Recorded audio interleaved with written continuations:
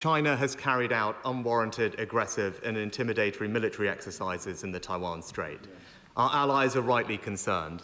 After worrying reports that the government may have intervened to stop a visit to the UK by the former Taiwanese president, can the Prime Minister confirm that the Foreign Secretary will use his meetings in Beijing this week to condemn China's dangerous escalatory acts in the Strait? I thank him for his question. The continued military activity in the Strait is not conducive to peace and stability. And stability in the Taiwan Straits is in all of our interest. On the wider point that he raises, we will cooperate where we can as permanent members of the UN Security Council, issues like net zero, health and trade, compete where we have different interests, but challenge, the point he makes is absolutely right, where it's needed, to protect national security, human rights and our values, and we will put that challenge in. Rishi Sunak. Well, given what the Prime Minister said, and I agree, of course, we must engage, but we should use that engagement for our national interests. I hope that the Foreign Secretary will unequivocally condemn this military escalation and stand up for democracy in Taiwan. Now, the whole House will be concerned about the fate of the democracy campaigner Jimmy Lai.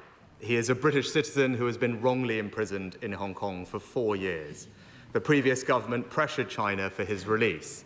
Does the Prime Minister agree that this is a politically motivated prosecution and that it is a breach of China's legal obligations to Hong Kong under the Sino-British Declaration? Yes, and this case, as he will understand, is a priority for the government. We do call on the Hong Kong authorities to release immediately our British national, and the Foreign Secretary raised this case in his first meeting with China's Foreign Minister, and we will continue to do so. Rishi Sunak.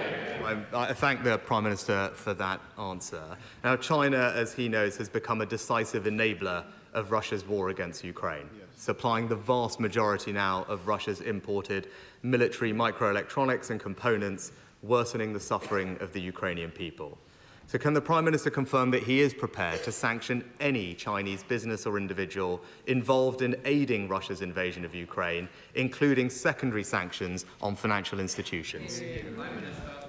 Yes, and we've called for that in the past. We continue to do so, and I hope this is an issue where we can have unity across the House. Rishi Sunak. Yes, I can assure the Prime Minister of his support. It is something that we began. The United States recently have expanded their sanctions, and I hope that the new government will continue to look at doing the same. Now, the last government also established a new system of registration and monitoring to protect the UK from interference from foreign states, including China, Russia and Iran. Called the Foreign Influence Registration Scheme, it was described as essential by MI5 in the fight to help keep Britain safe. But since the Prime Minister took office, he has halted its implementation. Why? That isn't correct. Rishi Sunak. Yeah. Well, Mr. Speaker, that is very clearly what the government has said. And only last week he said at the dispatch box that he would give the security forces the powers they need. And if he is going to fulfil that promise, I would urge him to get up to speed on this issue and therefore implement the scheme.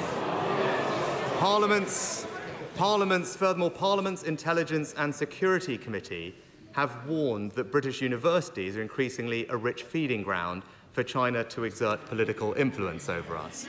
That's why we passed the Freedom of Speech Act with new powers to help defend universities from this threat, but the new Education Secretary has since blocked it.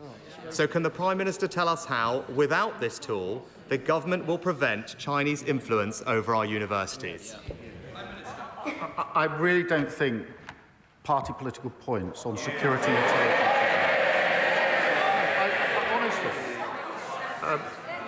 Throughout the last Parliament, we stood with the government on all questions of security and intelligence because it was important to the outside world that we did so.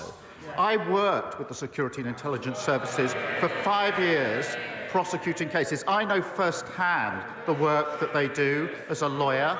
I've known firsthand the work they do as the Prime Minister. We support them in everything that we do, and he knows that.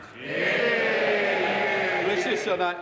Mr. Speaker, whether it's the FIRS scheme or the Freedom of Speech Act, these were new tools, new sets of powers that the previous government passed in order to give, whether it's our universities or security services, the powers they need to tackle a growing threat. And we will, of course, continue to support the government in protecting our national security, but do believe on this side of the House that those tools are needed and are concerned by reports that the new government has paused their implementation or indeed scrapped them. But finally, Mr. Speaker, the Chinese government has sanctioned multiple members of our parliament for championing human rights.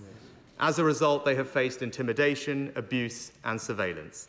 And Mr. Speaker, I commend you for your defence of the right of every member of this House to speak out on crucial issues without fear of retaliation from foreign states. Now, I know the Prime Minister will agree with that too.